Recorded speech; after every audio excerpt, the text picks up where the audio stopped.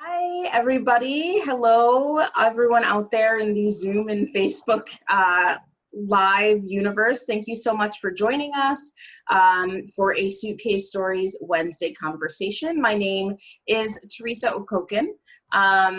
I am the gift processing specialist with the International Institute of New England and also the host of the main stage shows for Suitcase Stories. So Suitcase Stories is a signature program of IINE that raises the profile of refugees and immigrant voices while fostering inclusive communities through the timeless art of storytelling. We host a lot of different programming, including live shows, workshops, corporate training, and of course, these new weekly webinars. You can learn more about Suitcase Stories by visiting suitcasestories.org. As I'm sure you know, the International Institute of New England is a nonprofit organization that has been welcoming and assisting immigrants and refugees for more than 100 years. In addition to our Suitcase Stories program, we provide refugee resettlement, English language instruction, employment programming, legal services. We're really a wraparound service organization for the refugee and immigrant community in Greater Boston, Lowell, and Manchester, New Hampshire. For today's conversation, we are joined by Judith Black. Hi, Judith. Hi, Teresa. So Judith Black is a professional storyteller, story maker, and teacher and coach with an international following. She was originally trained at Wheelock College as an early education educator, but then Judith leapt from the classroom to the stage after training at London's Royal Academy of Dramatic Arts. Ultimately, she bound these two passions with storytelling, and for 35 years, she's been using story to motivate, humanize, entertain, and teach. Judith first performed with Suitcase Stories at our very first show in 2017. But Judith, in as many words as make sense for you, can you tell us all a little bit about yourself? She, her. Wait, what are your pronouns? Thank you. My pronouns are also she, her. Okay, I'm from Pittsburgh, which was an immigrant city, and every year new groups of people would come, and we would meet them and hear their stories. And my father. It's so strange to think as an old woman, you had parents who were deeply influential, but anyone who's been in therapy knows that. You know, they could tell me about your family. You go, oh, they had nothing to do with this problem. And then you realize they had everything to do with this problem. But so my father had a small business. He washed linens for hospitals, restaurants, offices, and so he hired a lot of immigrants, and as kids, we all worked on the factory floor. You know, I fed the flat press next to everybody, and I, worked at folding. And just, you got to meet people. You got to hear their stories. So that later on in life, when you would hear negative comments about immigrants, you'd go, excuse me, how many new citizens or people who've just come to this country do you actually know? Right. I mean, one of the things you meet people who come from the dry corridor in Central America who can't feed their children. Right. And when you start to understand, and that's a climate issue, and so it's a huge issue. It's not just politics, it's climate, and we've had a huge part of destroying it. So I think we need to have a huge part in fixing it. And part of that is, of course, cutting out fossil fuels, but welcoming people whose homes are no longer livable. Yeah. That's kind of one of the things I learned in Pittsburgh. Those people who were immigrating when I was a little girl were coming from a very different place, but they were coming from a war-torn Europe. They were coming from a place where there weren't options. So it's quite similar. When you can't feed your children, you leave home. Yeah, yeah. And I think even the background of the International Institute sounds like it's sort of similar to that, because we started as an organization in Lowell, working quite a bit with folks who were immigrants because they were coming here to work. And that continues to be such a big part of immigration and why it happens. And I love this perspective because you are not an immigrant yourself, correct? And neither are your parents, correct? And yet it's clear that immigration has had a deep and continued impact on your life. And I think that that's such an important thing for folks to realize and remember. Can you tell me, Judith, I actually have never heard your suitcase story. Ah, So is that what your suitcase story is about? Or can you no, not at all. tell me and everybody else a bit about what your suitcase story is about?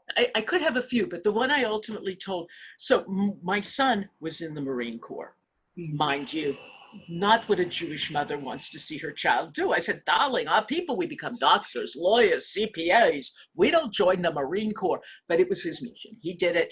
He was a squad leader. He became a sergeant by the time he was out, and he won the Navy Commendation for courage under fire at the Battle of Fallujah. So it's something he really had to do. And what it did for him, and you know this if you have children, when they're living at home, they only have you as their standard. And obviously you are a horrible being. You deny them all sorts of important things. And then they get out in the world and there's suddenly a basis of comparison. So when he was in the Marine Corps, he started writing love letters because he saw what other kids came from. And then after 4 years, he got to know a lot of Pashtun people because, of course, the Pashtun nation, in the genius of European peacemakers, was broken in half after the big war. And half of the Pashtun nation is in Afghanistan and half is in Pakistan.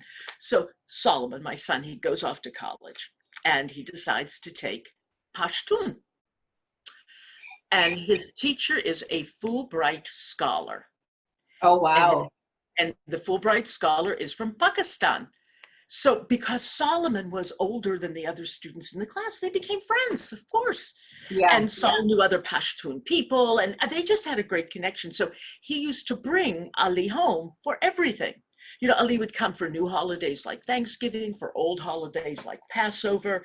And of course, it's always embarrassing to everyone at the table that a Muslim knows more about your biblical history than you do, because irony is the driving force of the universe.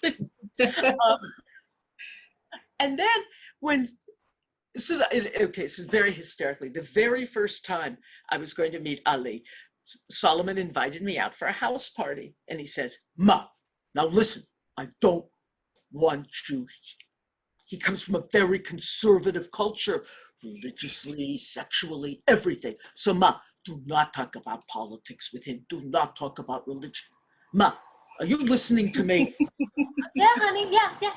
So I meet Ali, and what are we talking about within the first 3 minutes? Politics and religion. Of course. And he was this gentle, lovely young man. He was 28, beautiful, soft, brown skin, big brown eyes. And he was hysterical. So I was asking him about his practice. I said, you know, do you pray all the 5 times each day? He goes, oh no. Are you kidding? In the halls when I'm teaching, it would be very difficult. And he says, and I'm not supposed to look at women scantily clad.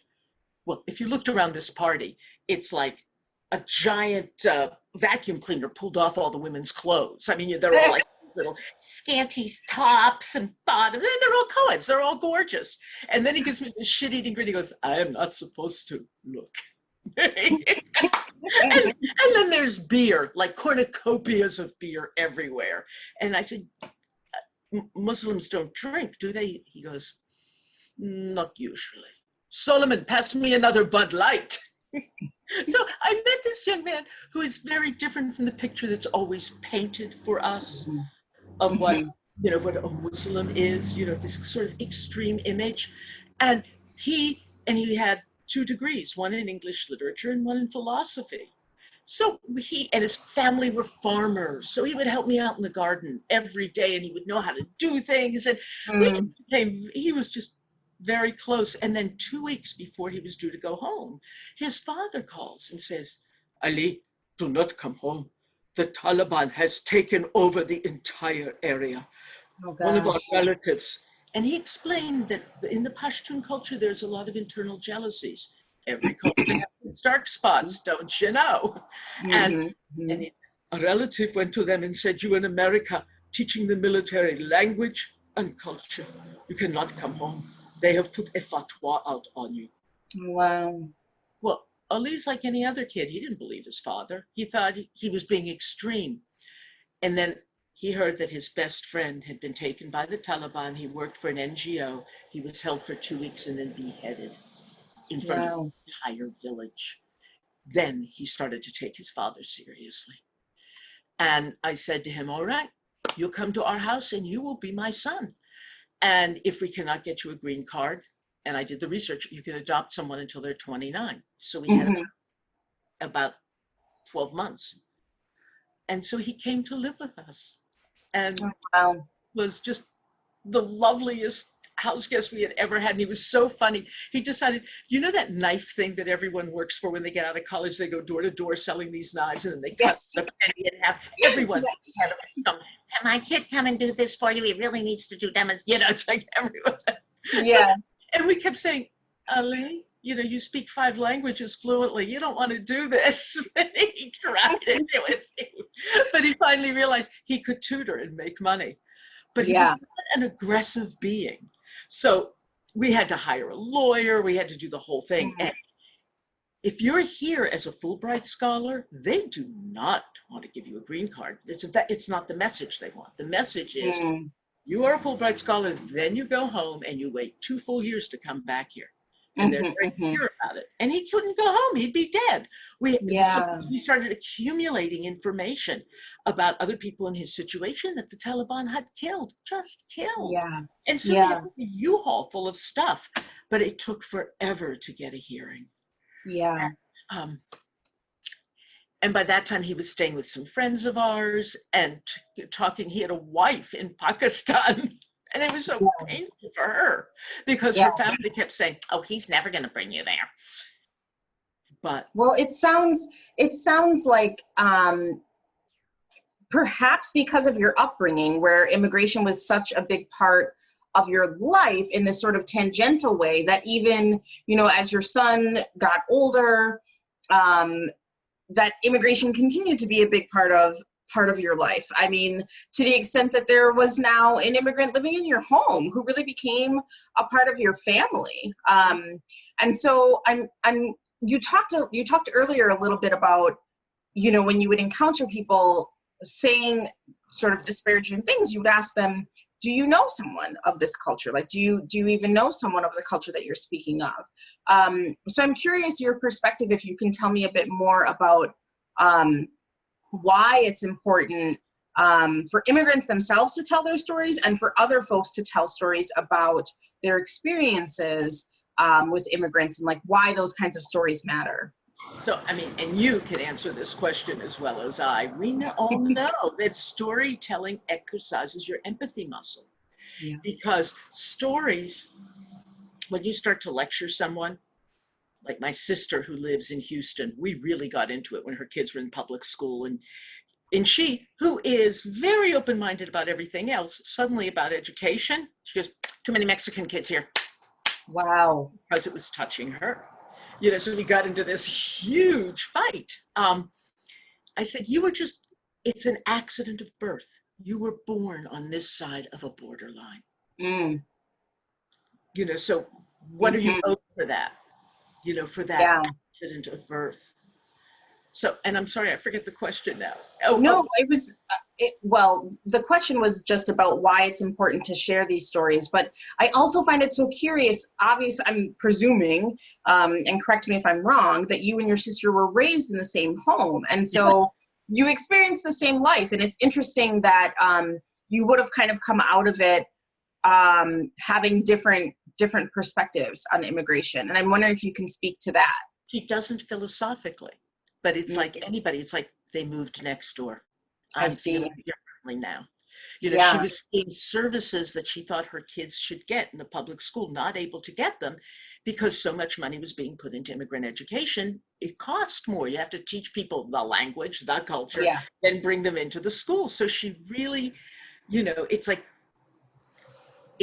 and this is what people joke about liberals. It's easy to be a liberal as long as you don't have to make a personal sacrifice. Yeah. Yeah. And I think we're going to start to see that with reparations, because the only way I think this country is going to get into a less racist weave is by putting a lot of money into Black-run companies that feed into education, housing, and job training, and just give it, Yeah. you know? Yeah. And And I think sometimes what gets missed is that, you know, yes, when this touches my life, then, you know, sometimes folks get irritated and they feel like there's not enough pie for them or whatever. But also their life is being enriched, right? Like your life is enriched when you are interacting with people who are different than you. Because if all you're interacting is with folks that look like you, talk like you, sound like you, dress like you, eat like you, like that sounds real boring to me. oh my God, I have to tell you a story about Please Ahmed. do. So Please one day I'm in the Stop and Shop line, you know, get my groceries. And the young man at the register, you know, some people have just like, their faces are dead. There's no life sign there, just putting everything through. And I saw his name, it was Amadou. And I have a friend, Mamadou from Senegal. Mm-hmm. And he was clearly African. And I said, oh, hi, are you from Senegal? And light, you know, like his eye lit up. Someone asked him an appropriate question. He goes, no, I am from the Gambia. And the Gambia is like a thing shooting into Senegal. And he started to tell me all about his country. And you could see it's the people lined up at the register. They were not happy with this. So I wrote down my phone number. I said, I'd love to learn about your country. Here's my number. He called that night. He was so lonely. Just brutally lonely. And here's what had happened to Amadou. He got a 50% scholarship to earn a master's degree at Brandeis.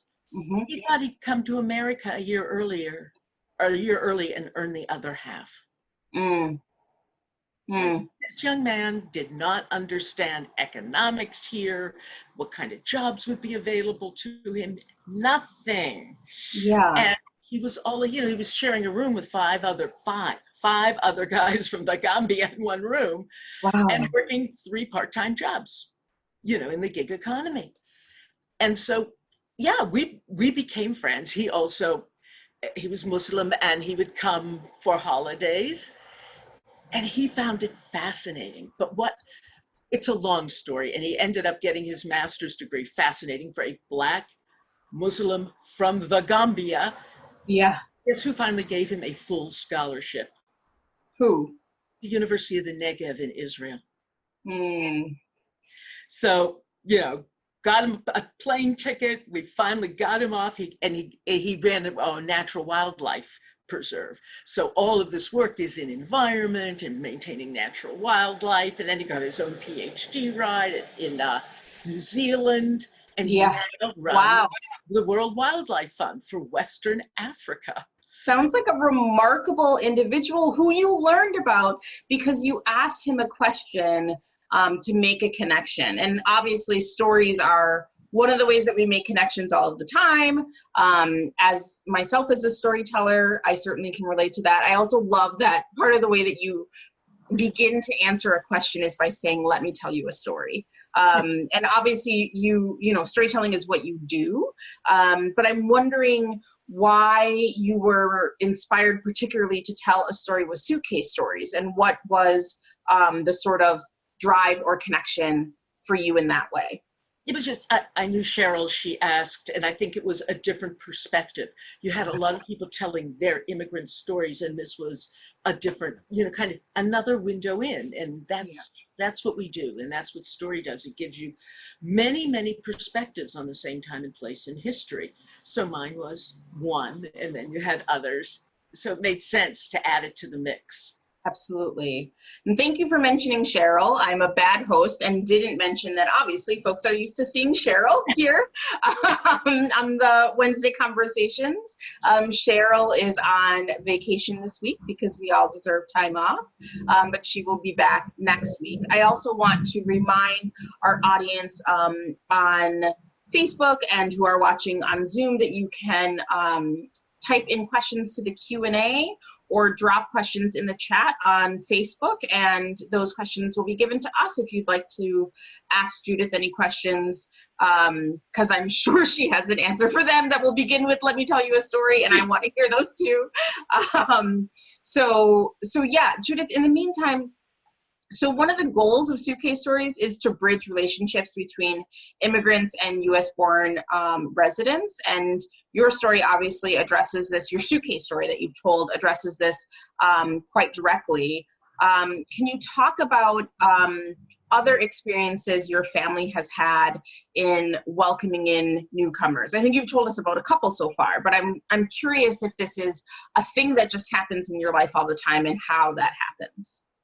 No, so I just flashed on when we were kids, my father used to play basketball and he played for Duquesne University and we lived in Pittsburgh. And so he was part of all of Duquesne's basketball teams. He taught, and he sort of had adopted sons on the team. And one man, his name was Fletcher Johnson, and he was a brilliant ball player, but he wanted to become a surgeon. And there was no school in this country that would admit him in the late 40s. His father was a coal miner, his mother was a domestic, he was a pitch black man. And so he and dad found a school in Switzerland, and my father helped him. And he and his wife Grace went, and they came back with their 2 children. And the children were only speaking French when they came back and stayed with us after he finished his degree. And it was so funny to watch my mother, because I will never forget the first time a young man of color came to pick me up for a date, and my mother's jaw fell to the floor. And she tried to think of a nice way for her to say, honey, I'm a racist. I don't want you dating people of color. But she couldn't. She was married to my father and he dominated the relationship. But she was like, hello, who are you? With this pasted smile. And she kept saying, I can't believe these children speak French. Like, it's like when somebody says to a person of color, you're so well spoken, and you want to go, you understand what you're saying? You're assuming something, it makes you crazy. So it's funny, you learn as much from watching that kind of interaction as any else. Yeah, absolutely. Absolutely. And it, from what I know of you, you use your storytelling as a vehicle for activism and social change. And I feel like that's kind of a lot of what we've been sort of talking about and talking around. So I'm wondering if you can tell us more specifically about that work, about the work that you do, and maybe any lessons that you've learned early on in your career of activism and storytelling, and how things have evolved for you over time. Yes. Okay. True to form, a great story, Teresa. So one time, a friend of mine was going to be doing a show for the Superior Court judges of Massachusetts, and he got brutally sick the night before. And he called and said, would you do it? And I said, sure. They said, but please, nothing childlike, all adult material. I go, no problem. And that's a short one day. I really didn't have time to research judges. Who are these people? What is their politic? What is their feeling? And I made an odious mistake. I told as the first story what I thought was a hysterical tale about the time that the fanatic right-wing independence group stole the devil. It was an adaptation of a story from the Talmud. It's very funny. It's very political. It's very lefty. And I say you could not hear a hair drop. They hated it. I knew about 4 minutes in, I'd made a really bad choice. Now, here's the thing, and here's what I learned. They hated it so much after about 25 minutes, I said, why don't I just wrap this up? And one of the wives who had been drinking a lot said, no, honey, I'm enjoying you. Go ahead. So I did the whole 50 minutes. It was painful.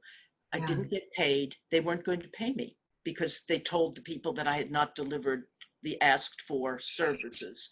Okay, I called a lawyer friend. He threatened them. My God, what great press. Lawyers do not pay poor, humble storyteller. I told services. They just didn't like the stories. But what I learned was, and this is a hard way to learn it, is that you have to build a bridge to your listeners, or you need a window, a mirror that people can see themselves through before they're willing to walk into a door to a different reality. And the story is brilliant for that, because the story should not be about the audience you're telling to. It shouldn't trigger them. It should just allow their gates of perception to remain open while they identify with someone else's journey. Yeah. And boy, I learned that the hard way. If I'd started with like a King Solomon story about wise judges, I would have had them. They would have been. Mm. So yeah, learning how, how do you do that? How do you create that mirror and then bring people through a window into a place that's less comfortable, but they see themselves, so they're okay there. Yeah, yeah, that's really interesting and a very, very good way of putting it. And often the way that I put it myself, just how important it is that there's universal emotion in your story, and that helps connect. And it's also part of what makes a story memorable for the listener. So I'm curious, Judith, if you can tell us about any other suitcase stories that you have experienced, maybe the ones that particularly, had that window that you could see through the window that you were ready to, you're like, I can see myself at that corner of that room over there. I'm curious which of the stories that you've heard on Suitcase Stories really stood out for you in that way. First of all, the fact that there's a human being there Mm-hmm. instead of print, and they're speaking creates your first identification. Oh, Yeah. we are both human beings. Oh my God, your child was taken away from you? Yeah. I mean, the horror of such a thing. The only problem being sometimes you don't know where to put your rage or Yeah. your anger. You go, what do we do about this? And after you contact all the powers that be, you go, now what? Because Yeah. it's still happening. So yeah, that, um, Yeah. yeah, people being brought here by a coyote to whom you then owe every penny you've ever made, and it Mm-hmm. makes you so vulnerable. It's just, and hearing about people's journeys, how hazardous they are to come to Yeah. a place where nobody wants you. I mean, Yeah. and it must truly feel like that now, where nobody wants you. Yeah. Those, yeah, those were just so hard. I totally agree. And as difficult, obviously, as those stories are to experience, and the extent to which we can, find a mirror for ourselves in them, for those of us who have not experienced those kinds of things. One of my favorite things about Suitcase Stories is this feeling when I'm listening to these stories that I'm like, this person behind this microphone just looks like a regular person, like since I work at the International Institute of New England, a lot of my coworkers have told stories. And I'm like, I just sit a few cubicles over from this young person who helped his mother deliver a baby, in another country. And, it's just, it just allows me to witness, how deeply human all of us are, and so that when I see someone at the grocery store whose face looks like the light's been taken out of it, I know that there's something more there, and I know that I can engage them and hear them as a human being, and find a way to connect to them. And that's really what, one of the greatest gifts that Suitcase Stories has given me, is just this like constant reminder of how deeply human we are. And just of like how magical, I mean, how wondrous that is to be so deeply human. So. I remember learning from Amadou that everybody lived in family compounds and Yeah. nobody was ever rejected. Any member of your family can come and live in your family compound. And then you reflect on your own family where people reject each other and say, you're dead to me, or I'm not talking to you anymore. And you think, they have a much more humane way. And so, yeah, it gives you windows into the way other people are. Yeah, there are many ways of existing, and it doesn't have to be this way. Yes. Well, thank you, Judith, so much for this conversation. I've really enjoyed being able to chat with you. You're also just like a storyteller that I admire and appreciate. So it's really great for me personally, to hear from you. So thank you for joining me. If you listening want to enjoy Judith's story or other Suitcase Stories, please consider becoming a Suitcase Stories Circle member, where you'll get access to articles, stories, conversation guides, and invitation to members-only events that are held virtually, of course, and also in person as we move forward. You can visit suitcasestories.org for more information. Just as a reminder, we have webinars every Wednesday at noon, and next week we'll be joined by Anna Herba. Anna is a resident of Lexington, Massachusetts. Anna Herba Flaster was 5 when her family fled post-revolutionary Cuba and resettled in Nashua, New Hampshire. She strives to honor her family's story and Cuban-American culture through her writing, which has been featured on NPR, New York Times, Boston Globe, and other publications. She's also writing a memoir. She first performed with Suitcase Stories and later on Stories from the Stage, which is the show that I co-host with WGBH and World Channel and in partnership with Massmouth. So Anna will be here next week at noon with Cheryl Hamilton, who will also be back. And again, Judith, thank you so much for joining me here. Thank you for being with us. Thank you. Thanks for having me. Absolutely. Well, Invite I wish people you into your home. Oh, if you know anybody, I just wrote a play about somebody, a woman who refused to go to extended living, old people's living home. Instead, she invited a Honduran family to come live with her. If you know anybody looking for a great 10-minute play about different ways to be, contact me. Wonderful. I love that. And you can find out more about Judith and her work at storiesalive.com. Judith, thank you so much. And everyone in the audience, thank you for being here with us. Bye. We'll see you all next time. Bye-bye.